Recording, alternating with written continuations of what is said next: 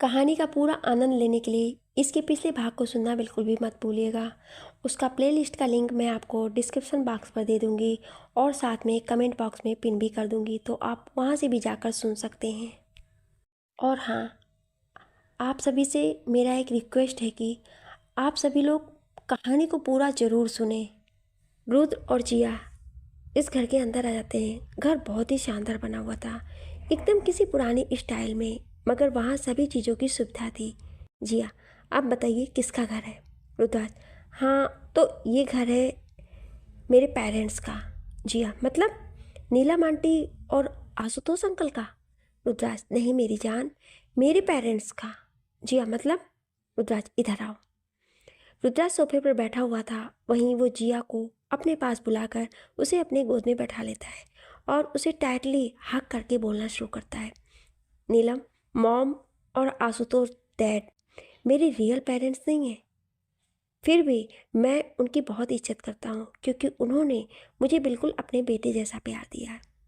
असल में वो मैं चाचा चाची हैं। मेरे पापा एक किसान आदमी थे, हम यहीं रहते थे, मैं, माँ, पापा। पीछे कुछ ज़मीन है जहाँ पर डैड खेती किया करते थे और पीछे एक इस्तेबल भी है। डैड को घोड़ों का काफ़ी शौक था। वक्त बीतता गया और देखते ही देखते मैं 5 साल का हो गया। जब मैं 5 साल का था तब मेरा एक भाई हुआ। हमारी फैमिली कंप्लीट हो गई। सब कुछ बहुत सही चल रहा था, लेकिन फिर एक दिन चाचू घर आए। उनकी और डैड की किसी बात पर बहस हो गई, लेकिन वो अपना कोई सा बैग यहाँ छोड़ गए थे, जिसे लेने रात में कुछ लोग आए और उन्होंने हमारी फैमिली पर हमला कर दिया। मैं और मेरा भाई तो जिंदा बच गए, लेकिन हमारे पेरेंट्स नहीं बचे। मैं अजीज तैसे करके खुद को और अपने भाई को बचाते हुए चाचू के पास पहुंचा और फिर हम चाचू के साथ रहने लगे। तभी जिया कहती है, तो आपका वो भाई कबीर है? रुद्राज, नहीं, कबीर और रूही नीलम चाची और आशुतोष चाचू के बच्चे हैं। जिया, तो आपका भाई कहाँ है? रुद्राज, अरविंद, तुम्हारे भाई का दोस्त वही है मेरा भाई। जिया शौक में हो जाती है सुन के ही। रुद्राज, जब वो 15 साल का हुआ तो उसने मुझे बोला कि वो ये सब गलत कर रहे हैं, ये मारा मारी, ये खून खराबा, ये अंडरग्राउंड की दुनिया उसे पसंद नहीं है, लेकिन मैं नहीं माना और एक रात वो घर से भाग गया। उसके बाद वो मुझे काफ़ी सालों बाद एक पुलिस यूनिफॉर्म में मिला। मैं समझ गया कि उसने एक सच्चाई का रास्ता अपनाया और ये सही भी था। जिया रुद्र को देखते हुए, रुद्र आप भी ये सब छोड़ दीजिए ना, हम भी यहाँ आपकी फैमिली की तरह सुकून और शांति की ज़िंदगी गुजारेंगे। ना कोई खून खराबा, ना कोई इलीगल काम। उदास, मैं भी यही चाहता हूँ जिया, लेकिन ये सब इतना भी आसान नहीं है, थोड़ा मुश्किल है, लेकिन मैं कोशिश कर रहा हूँ। बस कुछ वक्त दो मुझे सब कुछ सही करने का। Jiya, I trust you. Rudraj, I love you Jiya, I love you so much. Jiya, I love you too मेरे हबीब। वहीं ओबेराय मेंशन में कबीर इस वक्त जिया और रुद्राज के रूम में था। उनके रूम को बड़े ध्यान से देख रहा था। सो ब्रदर, घर में तो मैं आ गया, अब मैं तुम्हें तुम्हारी प्यारी बीबी से अलग भी कर दूंगा। शाम का समय होने जा रहा था। वहीं जिया और रुद्राज घर लौट रहे थे। जिया, यहाँ पर कुछ देर और रुकना था मुझे। रुद्राज, नहीं, हम फिर कभी आ जाएंगे। जिया, आप अच्छे हस्बैंड नहीं हो। Rudraj, we have like a mature baby. Jiya, मुझे नहीं जाना है। रुद्राज, जिया घर चलो, अभी हम यहाँ नहीं रुक सकते हैं, बट आई प्रॉमिस हम जल्दी ही यहाँ परमानेंटली सेटल हो जाएंगे, सच में। जिया, पक्का? रुद्राज, हाँ बिल्कुल पक्का। जिया, ओके फिर चलो। उसके बाद दोनों वहाँ से घर की ओर निकल जाते हैं। कुछ ही समय में दोनों घर पहुँच जाते हैं। इस वक्त शाम का समय था तो सब लोग गार्डन में बैठे हुए थे। जिया और रुद्राज दोनों साथ में एक दूसरे का हाथ पकड़े हुए गेट से घर के अंदर जाते हैं। तभी उनका रास्ता बीच में कबीर रोक लेता है। कबीर, वेलकम होम भैया एंड भाभी। जिया, गुड इवनिंग कबीर भैया। कबीर चिढ़न से, डोंट कॉल मी भैया। जिया, वाई? रुद्राज जिया को देखते हुए, जान तुम जाओ चेंज कर लो, मैं कुछ देर में आता हूँ। जिया, ओके। उसके बाद जिया वहाँ से चली जाती है। वहीं रुद्राज कबीर को देखते हुए कहता है, मेरी बीवी के भाई जरा बच के रहना। कबीर, हूँ। उसके बाद दोनों अपने अपने रास्ते निकल जाते हैं। रात के डिनर के बाद सब अपने अपने रूम में जाकर सो गए थे, मगर रुद्राज स्टडी रूम में कुछ काम कर रहा था। वो अपने ऑफिस के कामों में से रात के 11 बजे फ्री होता है और इसी वक्त स्टडी रूम की लाइट्स ऑफ करके वो अपने रूम में जाने लगता है। रूम का डोर खोल जैसे ही रुद्राज अंदर जाता है, तभी अंदर का नज़ारा देख वो एकदम शॉक हो जाता है। रूम को काफ़ी सुंदर तरीके से सजाया हुआ था, हर चीज़ अपनी जगह सलीके से रखी हुई थी। रूम में हर जगह रोज पेटल्स बिखरे हुए थे, पूरे कमरे में गुलाबों की महक दौड़ रही थी। तभी रुद्राज की नज़र क्लोसेट रूम से आती हुई जिया पर पड़ी, जो कि एक ब्लैक कलर की शॉर्ट नाइटी में हद से ज़्यादा कातिलाना हसीन लग रही थी। उसे देखकर ही लग रहा था कि वो आज कुछ और ही मूड में है। आज डॉक्टर साहिबा का मूड कुछ और ही कर रहा था। जिया क्लोसेट से बाहर आती है और उसकी नज़र रुद्राज पर पड़ती है, जो उसे ही देख रहा था अपनी कातिलाना नज़रों से, जैसे ही वो एक शेर है और जिया एक शिकार जिसे आज ही वो कच्चा खा जाएगा। जिया को देखने के बाद रुद्राज का कुछ देखने का मन ही नहीं कर रहा था। वो इस ब्लैक आउटफिट में इतनी प्यारी और क्यूट लग रही थी कि रुद्राज से रहा नहीं गया और वो तेज कदमों से जिया के पास पहुंचा और उसके लिप्स पर हमला बोल दिया। वहीं जिया, जो पहले रुद्राज के इस अचानक वार से संभाल नहीं पाई, लेकिन फिर उसका साथ देने लगी। दोनों बहुत ही पैशनेट तरीके से एक दूसरे को किस किए जा रहे थे। वहीं रुद्राज ने अपना एक हाथ डालकर जिया के ड्रेस की तनी खोल दी, जिससे उसकी ड्रेस वहीं नीचे गिर गई। जिया ने उस ड्रेस के अंदर कुछ भी नहीं पहना हुआ था, इसलिए इस वक्त जिया बिल्कुल नेक्ड थी रुद्राज के सामने। वहीं जिया को तो इस बात का होश भी नहीं था। एक ठंडी हवा झोंका जब जिया की बॉडी को टच करके गया, तो जिया को होश आया कि उसकी बॉडी बिल्कुल नेक्ड है रुद्राज के सामने। जिया किस को छोड़ रुद्राज के सीने से लग गई। वहीं रुद्राज मुस्कुरा उठा। अभी तो कोई बड़ा बोल बन रहा था और अब देखो। जिया कुछ नहीं कहती और रुद्राज को टाइटली हक कर लेती है। तभी रुद्राज जिया को अपनी गोद में उठा लेता है और बेड पर लिटा देता है। वहीं जिया शर्म के मारे वो तो आंखें ही नहीं खोल रही थी। रुद्राज ने आगे बढ़कर लाइट्स ऑफ की और जिया के ऊपर आ गया और बेतहासा उसे प्यार करने लगा। दोनों का प्यार परवान चढ़ रहा था। दोनों एक दूसरे में इस कदर खोए थे कि किसी और बात की परवाह ही नहीं रही। रुद्राज ने पूरी रात जिया को प्यार किया और सुबह के 5 बजे दोनों नींद की आगोश में चले गए। सुबह के 9 बजे सब डाइनिंग टेबल पर थे, ब्रेकफास्ट कर रहे थे। तभी आशुतोष जी कहते हैं, रुद्राज कहाँ है? नीलम जी, नौकर बता रहे थे कि आज वो सुबह सुबह ही ऑफिस के लिए निकल गया है। बोल रहा था कि उसे कोई ज़रूरी काम है। आशुतोष जी, अच्छा, और जिया कहाँ है? नीलम जी, मुझे उसका नहीं पता।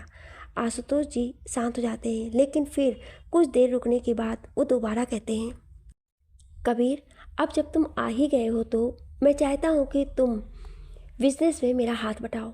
आज से ही तुम मेरे साथ ऑफिस चलना। रुद्राज के अंडर में काम करोगे तुम, वो तुम्हें सब कुछ सिखा देगा। Kabir, okay dad. कबीर मन में, रुद्राज, रुद्राज, मैं हूँ यहाँ, या मैं कोई साफिज नहीं हूँ। कुछ देर बाद सबका ब्रेकफास्ट ख़त्म होता है और सब अपने अपने काम पर चले जाते हैं। वहीं दादी जी और नीलम जी बैठकर रूही की शादी की तैयारियां करने लगते हैं, क्योंकि कुछ दिनों बाद ही रूही और ऋषभ की शादी की रस्म होने वाली है। एक पुराने घर में एक छोटी सी बल्ब की रोशनी में 2 लड़कियां बैठी थी। एक थी शिवानी, रुद्राज की मंगेतर, अब नहीं है। वहीं दूसरी रीना थी, जो पागलों की तरह रुद्राज को चाहती थी मगर मिल ना सका उसे। शिवानी, ये मेडिसिन लो, इन्हें बस तुम्हें जिया को देनी है, वो भी सुबह शाम। रीना, मैं कैसे दूंगी? शिवानी, अरे उसके खाने में मिला देना बस। रीना, लेकिन इससे होगा क्या? शिवानी, इससे इससे उस जिया की पूरी कायनात बदल जाएगी। धीरे धीरे ये दवाई उसका ब्रेन डेड कर देगी और जीते जी वो जिंदा लाश बन जाएगी। रीना, ओ। उसके बाद रीना वहाँ से चली जाती। तभी शिवानी खुद से कहती है, तुझे क्या लगता है पागल लड़की, मैं तेरी असलियत नहीं जानती? जानती हूँ मैं कि तू रुद्राज को पाना चाहती है, इसलिए मेरी मदद कर रही है और मैं भी वही चाहती हूँ। बस एक बार मेरा काम हो जाए, एक बार ये जिया नाम की पुड़िया मेरे रास्ते से हट जाए, उसके बाद तो तुझे हटाने में मुझे मिनट भी नहीं लगेंगे। वहीं रीना भी कुछ ऐसा ही सोच रही थी शिवानी के बारे में। दोनों एक दूसरे को मात देने की कोशिश कर रहे थे, मगर इस वक्त तो खतरा जिया के ऊपर मंडरा रहा था। देखते हैं कि अब कैसे जिया इस खतरे से बच पाती है। वहीं मेंशन में दोपहर के 1 बज गए थे, मगर जिया अब तक नहीं उठी थी, इसलिए दादी जी को थोड़ी चिंता होने लगती है। तो वो रीना को जिया के कमरे में भेज देती है, उसे उठाने और देखने के लिए। रीना डोर नॉक करने ही वाली होती कि उसे याद आता है कि एक बार जब वो ऐसे ही नॉक कर रही थी तो उसे जिया की डांट सुननी पड़ी थी। उसका मन तो कर रहा था कि वो इस जिया की बच्ची को जिंदा गाड़ दे, मगर वो ऐसा कुछ नहीं कर सकती थी। 2 से 3 बार रीना ने गेट को नॉक किया, मगर अंदर से कोई हलचल नहीं हुई। उसने एक बार और किया और इस बार डोर खुल गया। अलसाती हुई जिया ने डोर खोला। इस वक्त उसने पीले कलर की फुल नाइटी पहनी हुई थी, जो सुबह उसे रुद्राज पहना कर गया था। रीना, आपको नीचे दादी जी बुला रही हैं। जिया, इस वक्त? कितने बज गए हैं? रीना, दोपहर के 1 बज रहे हैं। जिया, क्या इतनी देर तक सोती रही मैं? जिया मुड़कर अपने कमरे में देखती है तो बेड पर रुद्राज नहीं था। रुद्राज कहाँ है?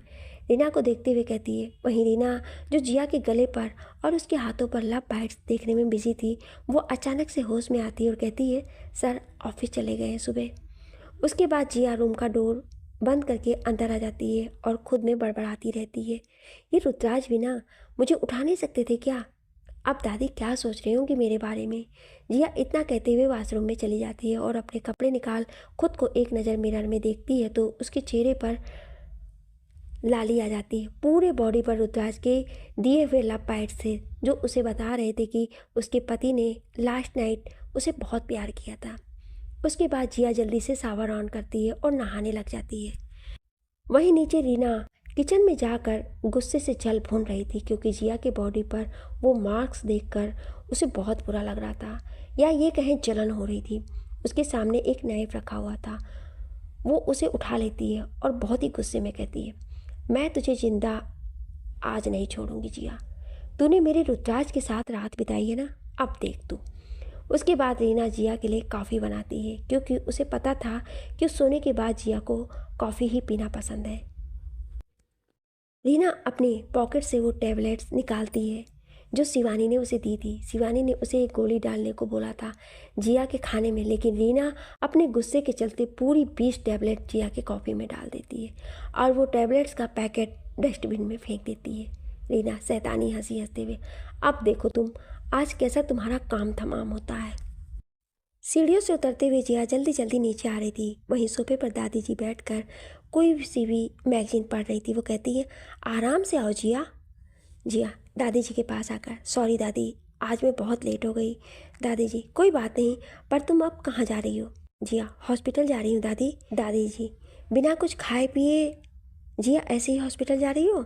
जिया, दादी हॉस्पिटल के कैंटीन में लंच कर लूँगी। इससे पहले दादी जी कुछ कहती तभी रीना एक ट्रे ले आती है। रीना, लंच ना सही कॉफ़ी पीते जाइए। दादी जी, हाँ हाँ जिया, मेरे साथ बैठो थोड़ी देर, जब तक तुम्हारी कॉफ़ी भी ख़त्म हो जाएगी। इसके बाद जिया दादी जी को मना नहीं कर पाती है और वहीं बैठ जाती है। दादी जी के लिए कुछ फ्रूट्स वगैरह आए थे जो वो खा रही थी। वहीं जिया के लिए रीना कॉफ़ी लाई थी। जैसे ही जिया ने कॉफ़ी मग अपने हाथ में लिया, रीना के चेहरे पर शैतानी मुस्कान आ गई। उसे अपना प्लान सक्सेसफुल होता हुआ नजर आ रहा था। जिया को मग अपने होठों तक ले गई और तभी उसे एक अजीब सी स्मेल आई, कुछ टैबलेट्स जैसी स्मेल। उसे कुछ ठीक नहीं लगा कॉफ़ी में। उसने बिना पिए कॉफ़ी वापस रख दी। वहीं रीना का खिला हुआ चेहरा मुरझा गया। वो यही सोच रही थी कि कहीं जिया को पता तो नहीं चल गया उसके बारे में। रीना के खड़े खड़े पसीने छूटने लगे थे। तभी दादी जी जिया से कहती हैं, जिया बेटा, तुम कॉफ़ी क्यों नहीं पी रही हो? जिया, पता नहीं दादी, अजीब सी स्मेल आ रही है, बहुत अजीब लग रहा है। अभी जिया ने इतना ही कहा था कि तभी जिया अपना हाथ मुंह पर रख वॉशरूम की ओर भागती है। जिया को उल्टी आ रही थी। वहीं दादी जी उसे देखते हुए वो भी वॉशरूम की तरफ चली जाती है। कुछ देर बाद जिया बाहर आती है और देखती है कि दादी जी बाहर उसके लिए परेशान से खड़ी हैं। दादी जी, बेटा क्या हुआ, तुम ठीक तो हो ना? जिया, हाँ दादी, मैं बिल्कुल ठीक हूँ। दादी जी, फिर ये उल्टी कैसे हो गई? चलो डॉक्टर के पास चलते हैं। जिया, नहीं दादी, मैंने कुछ गलत खा लिया होगा, इसलिए उल्टी हो गई है और अब मैं ठीक हूँ। वैसे भी मैं हॉस्पिटल जा रही हूँ, मेडिसिन ले लूँगी। दादी जी, ठीक है, ध्यान से जाना और दवाइयाँ ज़रूर ले लेना। उसके बाद जिया बाय बोलकर वहाँ से चली जाती है। वहीं रीना अपने प्लान का सत्यानाश होते देख परेशान हो जाती है। रुद्राज के ऑफिस है। मैनेजर रुद्राज के पीए से, सर ने आज अचानक से बोर्ड मेंबर्स की मीटिंग क्यों रखी है? पीए, मुझे भी नहीं पता, चलो देखते हैं। बोर्ड मीटिंग में रुद्राज मेन चेयर पर बैठा हुआ था और बाकी सब आपस में बात कर रहे थे। वहाँ कबीर भी मौजूद था, जो बहुत गंभीर तरीके से रुद्राज को देख रहा था। रुद्राज, आफ्टरनून एवरीवन, आप सब मेरे शॉर्ट नोटिस पर यहाँ आए, उसके लिए मैं बहुत आभारी हूँ आप सबका। तभी एक मेंबर कहता है, मगर मिस्टर ओबेरॉय, आपने हमें यहाँ क्यों बुलाया है? रुद्राज, मैं रुद्राज सिंह ओबेरॉय अपनी सीईओ की चेयर से रिजाइन कर रहा हूँ। अचानक से हॉल में शांति छा जाती है। उसके बाद सब एक दूसरे में खुसर फुसर करने लगते हैं। तभी एक मेंबर कहता है, फिर सीईओ की कुर्सी कौन संभालेगा? रुद्राज, मेरा भाई कबीर। कबीर डबल शॉक में था। पहले ये रिजाइन, फिर कबीर को सीईओ की पोजीशन मिलना, सब कुछ काफ़ी अजीब था। शाम का समय ओबेरॉय मेंशन में लिविंग हॉल में सब मौजूद थे सिवाय रूही और जिया के। जिया हॉस्पिटल में थी और रूही शॉपिंग पर गई थी। आशुतोष जी, ये सब क्या है रुद्राज? तुम अचानक से सीईओ की पोजीशन से रिजाइन क्यों कर रहे हो? रुद्राज, मैं बाकी सारे काम भी छोड़ रहा हूँ। आपके जितने भी इलीगल वर्क हैं, अब मेरा इससे कोई नाता नहीं होगा। आशुतोष जी, लेकिन ये सब तुम क्यों कर रहे हो? रुद्राज, क्योंकि मुझे अब आपके किसी भी बिजनेस में कोई दिलचस्पी नहीं है। इतने सालों तक मैंने बहुत कंपनी संभाल ली है। अब आपका बेटा कबीर भी वापस आ चुका है। आई एम श्योर उसे भी अब बिजनेस को बहुत अच्छे से जानकारी हो रखी है। आशुतोष जी, देखो रुद्र, तुम मेरे बेटे हो। ये सब जो कुछ भी है कर रहा हूँ वो सब तुम्हारा और कबीर का ही तो है, और अगर तुम ये ऐसे पीछे हटोगे तो कैसे काम चलेगा? रुद्राज, मिस्टर आशुतोष ओबेरॉय जी, अब आप एक मेयर हैं, अंडरवर्ल्ड के किंग हैं। बहुत सी कंपनीज आपके अंडर काम करती हैं, लेकिन मैं अब आपके साथ कोई काम नहीं करना चाहता हूँ। सारा पेपर वर्क मैंने कर लिया है। जो कुछ भी कबीर का था मैंने सब कुछ उसे वापस दे दिया है। मुझे इस प्रॉपर्टी में से 1% भी नहीं चाहिए। कबीर वहीं साइड में बैठा हुआ था। वो हमेशा से यही सोचता था कि उसके हिस्से का सब कुछ रुद्राज को मिला है। उसके हिस्से का प्यार, उसके हिस्से का पैसा, दुखद प्रॉपर्टी, सब कुछ। मगर आज उसका सब कुछ उसके पास वापस आ गया है। इनफैक्ट रुद्राज ने खुद उसे सब कुछ वापस दिया है, लेकिन फिर भी उसे खुशी नहीं हो रही है। वो जीत कर भी हारा हुआ महसूस कर रहा था।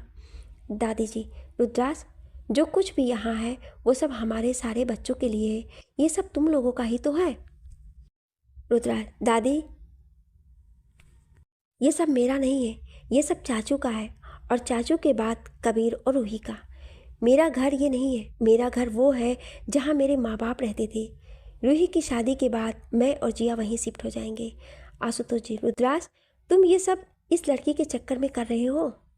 रुद्राज, चाचू प्लीज़, बीबी है वो मेरी, प्यार करता हूँ मैं उससे, उसके साथ एक शांति की ज़िंदगी जीना चाहता हूँ। क्या ये गुनाह है? दादी जी, नहीं, कोई गुनाह नहीं है। बस तुम दोनों खुश रहो जहाँ भी रहो। डिनर का समय हो गया था, लेकिन अभी तक जिया घर नहीं आई थी। रूथ ने उसे काफ़ी कॉल किए थे, लेकिन वो रिप्लाई ही नहीं दे रही थी। रूथ को ज़्यादा टेंशन होने लगती है जिया की, तो वो कार लेकर हॉस्पिटल निकल जाता है। रूथ कार हॉस्पिटल के सामने रोकता है और अंदर चला जाता है। रूथ को देखकर बाकी स्टाफ पहचान जाते हैं कि ये आदमी डॉक्टर जिया के हस्बैंड है। रूथ जाकर एक नर्स से जिया के बारे में पूछता तो बताती हैं कि डॉक्टर जिया अभी ऑपरेशन में बिजी हैं। वो नर्स रूथ को जिया के केबिन में हिट करने को बोलती है, तो रूथ जिया के केबिन में जाकर बैठ जाता है, जहाँ सामने टेबल पर जिया का फ़ोन रखा हुआ था। अब उसे समझ आता है कि जिया फ़ोन क्यों नहीं उठा रही थी। ऑपरेशन थिएटर से बाहर आते ही जिया अपना मास्क हटाती है और चेंज करने चली जाती है। जिया के केबिन में एक नर्स से बात करते हुए जिया अपने केबिन में एंटर करती है, तो वो देखती है कि उसकी चेयर पर एक हैंडसम आदमी बैठकर बुक पढ़ रहा था। जिया नर्स को जाने का इशारा करती है, तभी नर्स केबिन से बाहर चली जाती है। जिया धीरे धीरे कदमों से अपने पति के पास जाती है और वहीं जाकर उसके सामने खड़ी हो जाती है। तभी रुद्राज झटके से जिया को अपनी लैप पर बैठा लेता है। Rudraj, I missed you baby. Jiya, I miss you too भाभी। उसके बाद जिया रुद्राज के सीने पर सर रख देती है और कुछ ही देर में वो नींद की आगोश में चली जाती है। अगली सुबह रुद्राज जिया को हक करके सो रहा था, तभी उसका फ़ोन बजा। कुछ देर रिंग करने के बाद रुद्राज ने फ़ोन उठाया तो देखा कॉल शिवांश का था। शिवांश, कहाँ है तू और ये सब क्या हो रहा है? रुद्राज, क्या बोल रहा है शिवांश? तू जल्दी से ऑफिस पहुंच, तुझे सब पता लगेगा। रुद्राज, हाँ आता हूँ। कुछ देर बाद रुद्राज रेडी होकर ऑफिस निकल जाता है तो वहीं जिया अभी भी सो रही थी। कुछ देर बाद जिया की नींद खुलती है तो वो देखती है कि रुद्राज उसके साथ नहीं है। जिया, ये क्या बेहूदगी है? ये कब उठकर चले जाते हैं, मुझे क्यों नहीं उठाते हैं? जिया साइड टेबल से अपना फ़ोन उठाती है और रुद्राज को कॉल करती है। 2 से 3 बार भी कॉल करने पर रुद्राज कॉल पिक नहीं करता है तो जिया फ़ोन बेड पर फेंक कर वॉशरूम चली जाती है नहाने के लिए। आज जिया का हॉस्पिटल जाने का मूड नहीं था, आज उसे घर पर ही रुकना था। इसलिए वो और ज़्यादा नाराज़ थी रुद्राज से, क्योंकि आज का दिन वो रुद्राज के साथ टाइम स्पेंड करना चाहती थी, मगर रुद्राज का तो कुछ अता पता ही नहीं था। वाइट कलर के सूट में रेडी होकर जिया नीचे आती है तो देखती है सब ब्रेकफास्ट कर रहे थे। जिया को घर के कामों में तो वैसे भी कोई दिलचस्पी नहीं थी, और रही बात रुद्राज की तो फैमिली, तो इस फैमिली में रूही और दादी के अलावा कोई भी ऐसा इंसान नहीं है जो जिया से ढंग से बात भी कर ले। इसलिए वो यहाँ फैमिली में ज़्यादा किसी से भी ज़्यादा मतलब नहीं रखती थी। जिया भी आकर के एक चेयर पर बैठ जाती है और ब्रेकफास्ट शुरू करती है। कुछ देर में सबका ब्रेकफास्ट हो जाता है और सब काम पर निकल जाते हैं। वहीं दादी, नीलम, रूही और जिया हॉल में बैठे हुए थे। रूही की शादी की प्रिपरेशन चल रही थी। 3 दिन बाद से ही रूही की शादी की रस्में शुरू हो जाएंगी। ऐसे ही पूरा दिन बीत जाता है और डिनर का टाइम हो जाता है। फिर से डिनर के समय सब मौजूद थे, बस रुद्राज को छोड़कर। जिया ने पता नहीं कितनी बार कॉल किया था, मगर ना तो उसके पति ने उसे रिप्लाई करने की जहमत की, ना ही कॉल करने की। लेकिन अब जिया का डिनर करने का मूड बिल्कुल नहीं था, इसलिए वो सबको एक्सक्यूज़ करके अपने रूम में आ गई। रात के करीब 11 बज रहे होंगे जब जिया के पास कोई आकर लेट जाता है और उसे अपनी बाहों में भर लेता है और उसके कान को किस करके बड़ी ही सिलेक्टली कहता है, I love you baby, I miss you so much. Jiya नींद में थी, इसलिए बस रुद्राज के नेक में अपना सर घुसाकर सो जाती है। अगली सुबह रुद्राज की नींद खुलती है तो देखता है कि जिया बेड पर नहीं थी। तभी उसे वॉशरूम से कुछ आवाज़ें आ रही थी। वो जाकर वॉशरूम में देखता है जहाँ जिया टॉयलेट सीट के किनारे बैठकर उल्टियाँ कर रही थी। रुद्राज का उसके बालों को साइड में करता है और उसकी बैक को रब करने लगता है। कुछ देर बाद जिया वहाँ से उठती है और अपना फेस वॉश कर रूम में वापस आ जाती है। रुद्राज, क्या हुआ जिया, तुम्हें वोमिटिंग क्यों हो रही है? तुम्हारी तबीयत ठीक नहीं है क्या? डॉक्टर को बुलाऊं मैं? जिया, नहीं मैं ठीक हूँ, बस कुछ उल्टा सीधा खा लिया होगा कल मैंने, इसलिए। रुद्राज, पक्का ना? जिया, हाँ। उसके बाद जिया बेड पर लेट जाती है और सो जाती है। वहीं रुद्राज उसके फॉरहेड पर किस करके जिम के लिए चला जाता है। 2 घंटे बाद जब रुद्राज पसीने से लथपथ रूम में आता है तो देखता है कि जिया मिरर के सामने खड़ी होकर सिंदूर लगा रही थी। Rudraj, good morning wife. Jiya, good morning. Rudraj, अब कैसा लग रहा है? और वोमिटिंग तो नहीं आ रही है ना?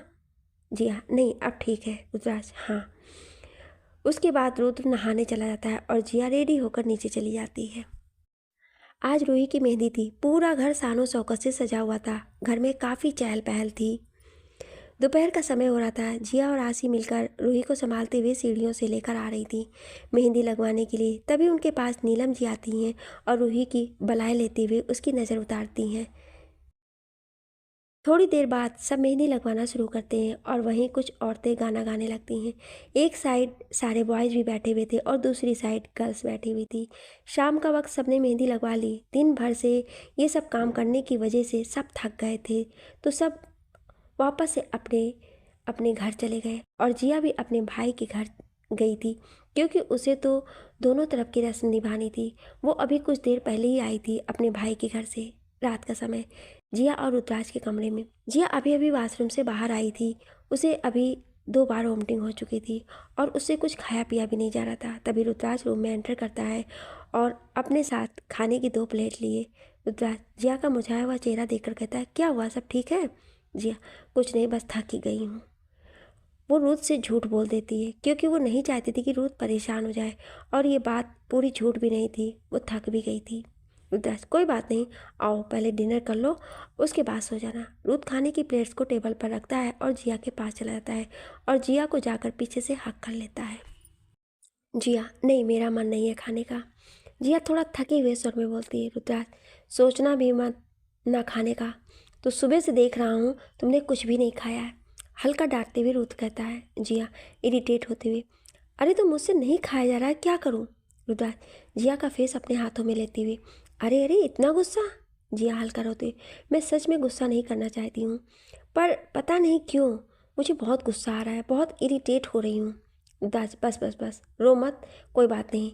जिया को प्यार करते हुए, जिया मुझे नींद आ रही है, मुझे सोना है। रुद्राज ओके कम।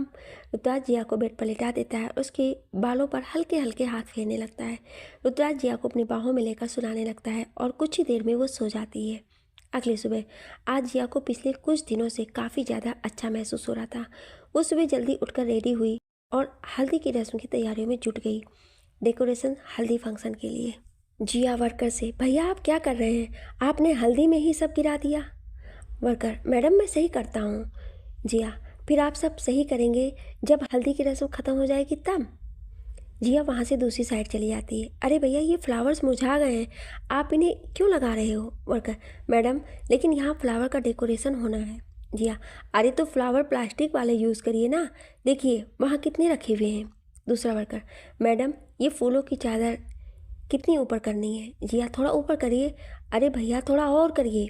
पीछे खिसकती हुई जिया वर्कर से बात करे जा रही थी कि तभी जिया का पैर फिसल जाता है और वो गिरने को हुई कि पीछे से किसी ने उसे थाम लिया।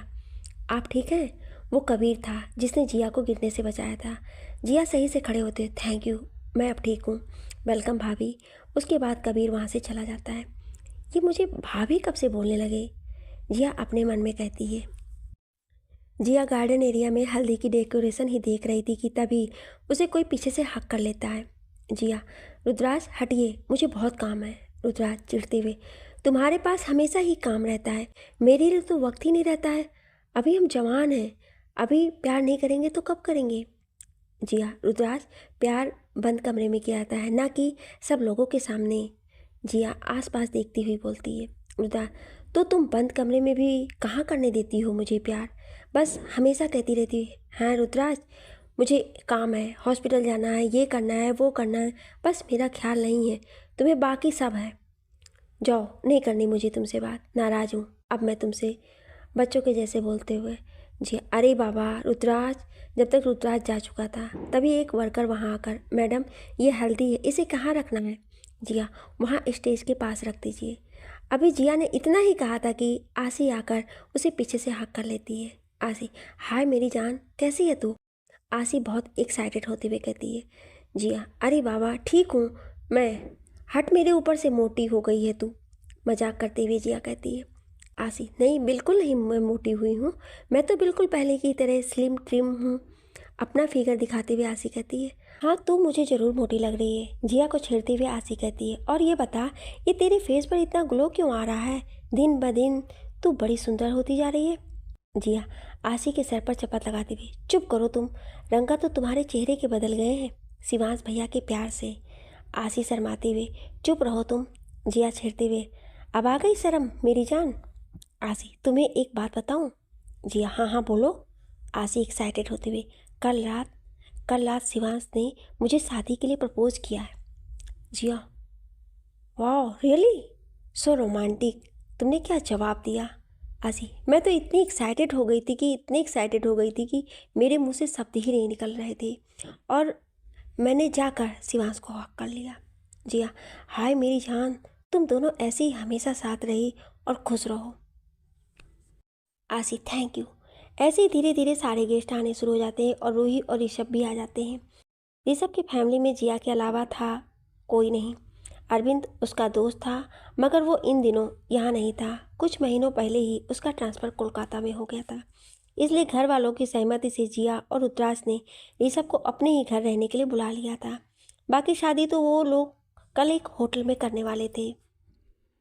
हल्दी का फंक्शन धीरे धीरे शुरू हुआ और सबसे पहले दादी जी ने रूही और ऋषभ को हल्दी लगाई, उसके बाद नीलम जी और आशुतोष जी ने, उसके बाद जिया और रुद्राज ने, फिर कबीर ने और फिर आसी और शिवांश ने, उसके बाद उनके और फ्रेंड्स और कुछ रिश्तेदार लगाने लगे। रुद्राज अभी भी जिया से गुस्सा था, वो अभी भी उससे बात नहीं कर रहा था। गार्डन में ही जिया एक चेयर पर बैठी हुई थी क्योंकि उसे चक्कर आ रहे थे और उसके पैरों में काफ़ी ज़्यादा दर्द हो रहा था। आज उसे सुबह से अच्छा तो लग रहा था, लेकिन काम के चक्कर में वो खाना तक नहीं खा पाई। तभी वहाँ रुद्राज आ जाता है, जिसके हाथों में एक प्लेट और पानी का गिलास था। रुद्राज आकर जिया के सामने वाली चेयर पर बैठ जाता है, खाने को सामने टेबल पर रख देता है। खाने का एक बाइट जिया के मुंह की ओर करता है। जिया मुंह खोल के खाने लगती है। जिया प्यार से पूछती, आपने खाया? रुद्राज बेरुखी से, नहीं। जिया नोटिस कर रही थी कि हमेशा की तरह इस बार रुद्राज की बात में कोई प्यार नहीं झलक रहा है। वो बस बेमन से यहाँ बैठा था। जिया को बहुत बुरा लग रहा था। प्लेट में ऑलमोस्ट खाना ख़त्म हो चुका था। तभी रुद्राज चेयर से नीचे झुकता है और जिया के पैरों को अपनी गोद में रख लेता है। जिया हड़बड़ाते हुए, क्या कर रहे हैं? सब देख रहे हैं। रुद्राज जिया के सैंडल्स उतार कर उसके पैरों पर हल्के हाथों से मसाज करने लगता है। वहीं जिया आसपास देख रही थी कि सारे लोग उन्हें कैसे देख रहे हैं। शुक्र है कि यहाँ दादी जी और नीलम जी नहीं थी, वरना ना जाने क्या बवाल हो जाता। तभी रुद्र का फ़ोन बजता है, जिसे सुन जिया अपने पैर पीछे करने को होती है कि रुद्र की गुस्से वाली नज़र जिया पर पड़ती है और वो कहता है, मैंने कहा कि पैर हटाओ। जिया कुछ नहीं कहती। वहीं रुद्राज एक हाथ से अपना फ़ोन पकड़कर बातें करने लगता है, वहीं दूसरे हाथ से वो जिया के एक पैर पर हल्के हाथों से मसाज कर रहा था। जिया को शर्म भी बहुत आ रही थी और वो खुद को बहुत ज़्यादा खुशनसीब समझ रही थी कि उसे रुद्राज जैसा हस्बैंड मिला। रुद्राज ने आज तक उसके साथ ऐसा कोई काम नहीं किया था जो जिया की मर्जी के खिलाफ हो। उसने हमेशा उसका ख्याल रखा, हमेशा उसका साथ रहा। हर मुश्किल में वो जिया के साथ डटकर खड़ा रहा। जिया, रुद्र वो।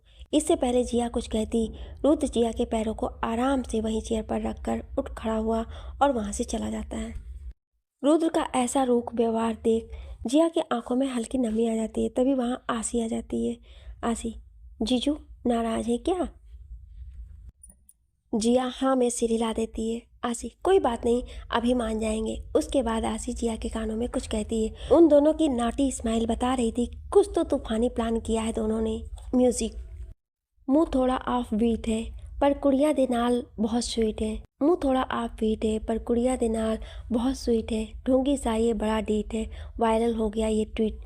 गाने के बोल के साथ साथ जिया और आसी अपने स्टेप्स करते जा रहे थे। वहीं साइड में खड़े रुद्राज और शिवांश अपनी अपनी वालियों को देख रहे थे। ये लिरिक्स आते ही ऋषभ और शिवांश को आसी घसीटते हुए स्टेज पर लेकर आ गई और वो दोनों भी सॉन्ग्स के अकॉर्डिंग डांस करने लगे। रुद्राज साइड में खड़ा हुआ था। उसे सिर्फ डांस देखने में दिलचस्पी थी, करने में नहीं।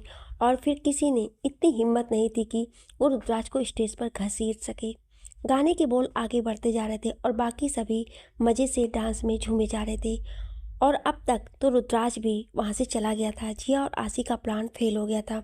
वहीं जिया भी दुखी हो गई थी कि रुद्राज चला क्यों गया। शाम का समय, सारे गेस्ट जाने लगे थे और वर्कर वहाँ की सफाई कर रहे थे। सब लोग काफ़ी थक गए थे और अपने अपने रूम में जाने लगे थे। शिवांश और आसी भी निकल रहे थे कि आसी एक बार जिया से मिलने आई। उसने देखा कि जिया वहाँ वर्कर्स को काम समझा रही थी तो आसी उसके पास चली गई। आसी, इसीलिए ही जीजू तुमसे गुस्सा हुए हैं। जिया, क्या क्या बोल रही हैं? आसी, सही बात बोल रही हूँ। तुम्हारे घर में नौकरों की कमी है क्या? नहीं ना, वो सब खुद कर लेंगे, तुम क्यों बीच में पड़ी हो? जाओ जाकर अपने रूठे पति को देव को मनाओ। जिया, पर कैसे? आसी, ओहो, ये भी मैं बताऊं? जिया सर खुजलाते हुए, बता दे। आसी, ठीक है, लेकिन जो कह रही हूँ ना वही करना। जिया, ओके। आसी जिया के कान में कुछ कहती है। जिया, तुम्हारा दिमाग खराब है? मैं ऐसा कुछ नहीं करने वाली हूँ। आसी, मैडम तुम्हें यही करना होगा। जिया, लेकिन? आसी, लेकिन वेकिन कुछ नहीं, सब रेडी है तुम्हारे रूम में रखा है। जाओ जल्दी तैयारी शुरू करो अपने रूठे पिया को मनाने की। जिया, सच में? आसी, हाँ यार, अब जाओ। रात का समय, सब लोग साथ में डिनर कर अपने अपने कमरे में सोने चले गए। वहीं रुद्राज को कुछ काम था तो वो रूम में ना जाते हुए स्टडी रूम में गया और वहाँ कुछ देर बैठकर उसने काम किया और उसके बाद अपने रूम की ओर आने लगा। जैसे ही रुद्राज रूम में गया वो अपना कमरा देखकर हैरान हो गया था। उसे एक पल के लिए ये लगा कि शायद वो किसी दूसरे कमरे में तो नहीं आ गया। उसने रूम के डोर के बाहर एक बार जाकर देखा तो उसने मन में सोचा कि रास्ता तो सही है और यही उसका कमरा है, तो आज ये कमरा इतना रोमांटिक क्यों हो रहा है। रुद्राज रूम के अंदर आकर दरवाज़ा लॉक कर देता है और अंदर आ जाता है, जहाँ वो देखता है कि बेड पर एक सुंदर लड़की शॉर्ट ड्रेस पहने हुए बैठी थी। Short dress? रुद्राज, कहीं ये मेरी बीवी तो नहीं? Jiya, come here baby, let's make love. Rudraj, baby? कौन है बेबी भाई? रुद्राज अपने आसपास और पीछे देखने लगता है। जिया, यहाँ हम दोनों के अलावा कोई नहीं है जान। रुद्राज, जान? जिया उठकर रुद्राज के पास आने लगती है। तब जाकर रुद्राज की नज़र जिया के गोरे पैरों पर पड़ती है और उसकी क्लीवेजेस पर। वो इस वक्त किसी सेडेक्ट्रेस से कम नहीं लग रही थी। जिया ज़्यादा मेकअप नहीं करती थी और ना ही ज़्यादा बोल्ड ड्रेसेस पहनती थी, इसलिए उसकी ये बोल्ड साइड आज तक छुपी हुई थी। रेड ड्रेस में वो बिल्कुल किसी खूबसूरत परी की तरह लग रही थी। रुद्राज तो उस पर मर मिटा था और जिया की बातें वो तो उसके तन बदन में आग लगा रही थी। जिया रुद्राज के बिल्कुल करीब आकर उसकी शर्ट के बटन खोलने लगती है। वहीं रुद्राज का तो गला सूख रहा था। जिया को देखकर वो बार बार अपना थूक कटक रहा था। रुद्राज ने अभी तक इसलिए कुछ नहीं किया था क्योंकि वो झुकना नहीं चाहता था। इस बार शुरुआत जिया को ही करनी होगी और उसने कर भी दी है। अब बस रुद्राज देखना चाहता है कि आखिर ये वोल्ड साइड जिया की कहाँ तक चलती है। जिया ने रुद्राज की शर्ट के बटन खोलकर उसके चेस्ट पर किस करना शुरू कर दिया। वहीं रुद्राज ने प्लेजर लेते हुए अपने सर को ऊपर की ओर कर लिया। जिया रुद्राज के चेस्ट पर किस के साथ साथ बाइट भी कर रही थी, जिससे रुद्राज के मुंह से आवाज़ें भी निकल रही थी। थोड़ी देर बाद जिया रुक गई और सीधी खड़ी हो गई। रुद्राज ने जिया को देखा। दोनों एक दूसरे की आंखों में देख रहे थे, जहां दोनों एक दूसरे के लिए बेशुमार प्यार और कुछ डिजायर्स देख सकते थे। तभी रुद्राज ने जिया को उठाकर बेड पर लिटा दिया और उसके गले पर शक और बाइट करने लगा और उसके कान तक पहुंचकर उसके ईयर लॉब को बाइट करके बोला, you are looking so fucking sexy baby. आगे की कहानी जानने के लिए सुनिए अगले भाग में। Thank you.